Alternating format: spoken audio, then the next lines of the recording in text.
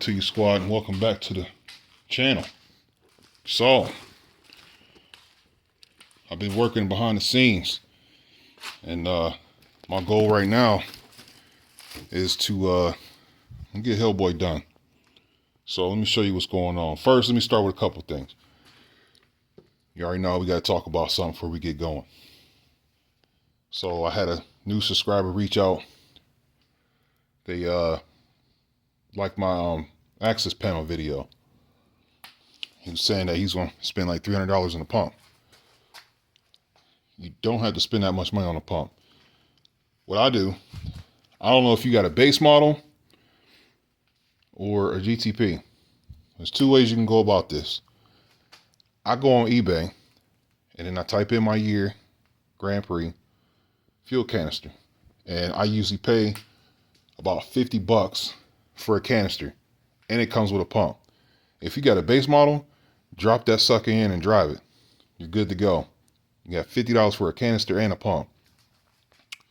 If you got a GTP and you just like, you know, don't really trust it, then you buy the $50 canister.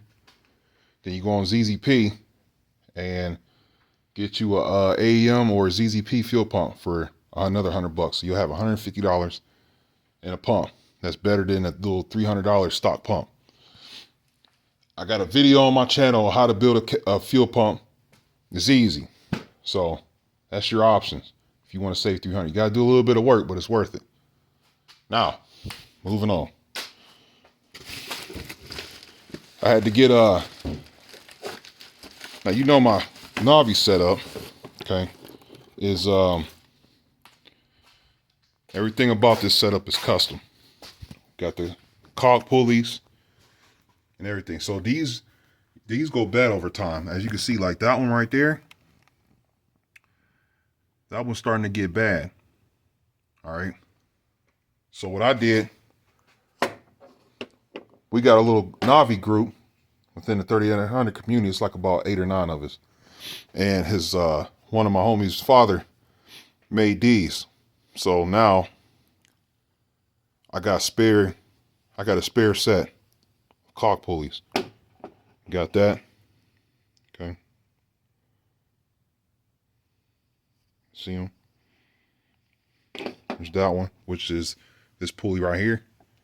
And then we got this one, which is the pulley right there. So got my spares. I'm solid. So it can go ahead and break if you want to. And I got cog pulley belts on deck.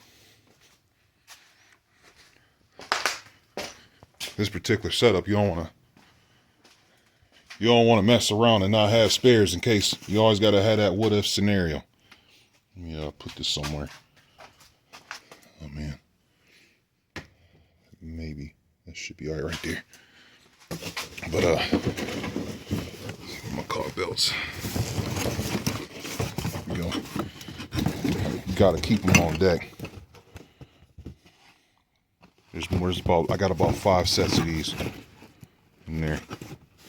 But yeah, I keep them on deck for that what if. What had happened? I'm not being without this setup. So we got that, and then also he sent me, I'm not going to use them because my tuner don't like these injectors, but I got some FIDs, fuel injector development. These are they're brand new. They're 140 pound injectors, 1300 cc's.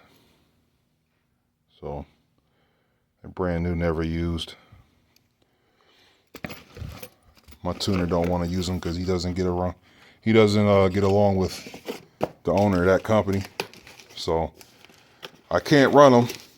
So if you're doing a big build and you need some big injectors, holler at your boy. I got them for sale.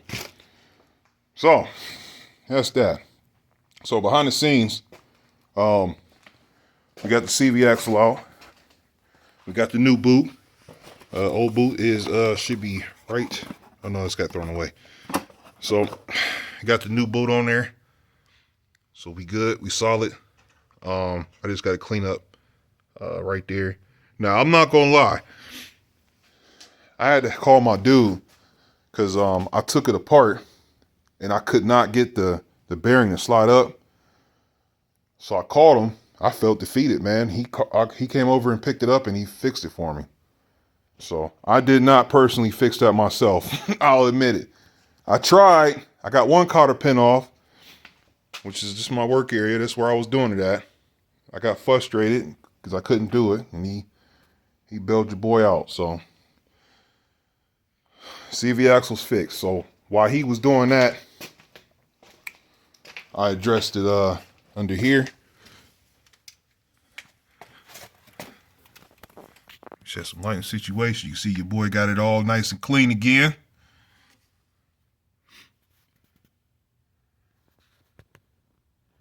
We solid. Got all that down there. Got my transmission done. Hold on, let me get on. See that? Got all that clean. We back to normal again. All right. Even the power steering, I checked that and made sure it wasn't leaking, and that's solid. That was all spillage from, I had to replace that power steering line. But yep. But what I got to do now is I gotta take the oil neck off and change that gasket. And then after I get that done, I just got to clean off the timing chain cover because I didn't do that yet. And then I can put this back together. But for the most part, I got the transmission and everything that was slopped up. I got all that cleaned up down there. I feel real good about myself. So I'm glad that that's out the way and the CV axle's fixed. So that's solid. So, yeah, that's what I'm going to do now. I'm going to clean this mess up I got. And I'm gonna get this oil neck off. And then when I come back, I'll come back when I get this part to the point where I'm about to put the wheel back on. So you can see that everything's back together. Coilover, CV axle, all that's done. So when I get back, I'll be putting the wheel on, explaining about that, and then HellBoi's going on the ground. So let me get to it. Okay, so we got the coilover on. Balance is back on. New oil filter. We got everything wiped down, cleaned up. I did find that one of my bolts on the oil neck was stripped out, and that is another reason why it was leaking. So it was that one right there. So I threaded, tapped it, good to go. But as you can see, everything is clean. I just gotta wipe that little transmission fluid when I put the axle on. But yep, back to normal. So I'm gonna get the car back on the ground, charge my phone up because it's about to die, and I'm gonna finish putting the motor back together. All right, just like that, we're done. HellBoi's back on the ground, and everything is good. I got the motor back together. Catch cans drained and all that. So what we did, complete walkthrough what I did on HellBoi. So we got the billet impeller, 2.6 pulley, new heater core hose. What else? I got the new coupler. Let's see what else. Repaired the CV axle, cleaned all the grease underneath, fixed the oil neck leak, and what else do we do?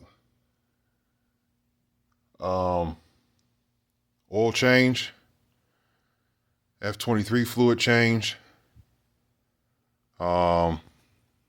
coilovers. And now it's ready for an alignment.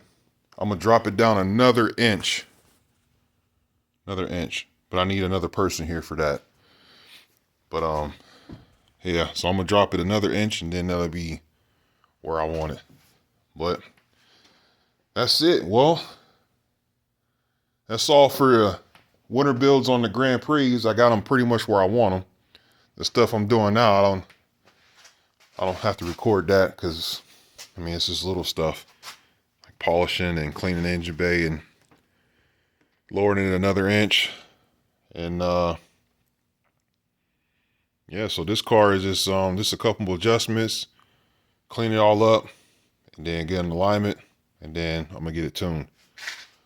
And then the peel machine just needs the front brakes done, and then it gets the caliper converter cut off, and then the exhaust tips is gonna get realigned and extended out some. But other than that, yeah, my Grand Prix is done. So stay tuned.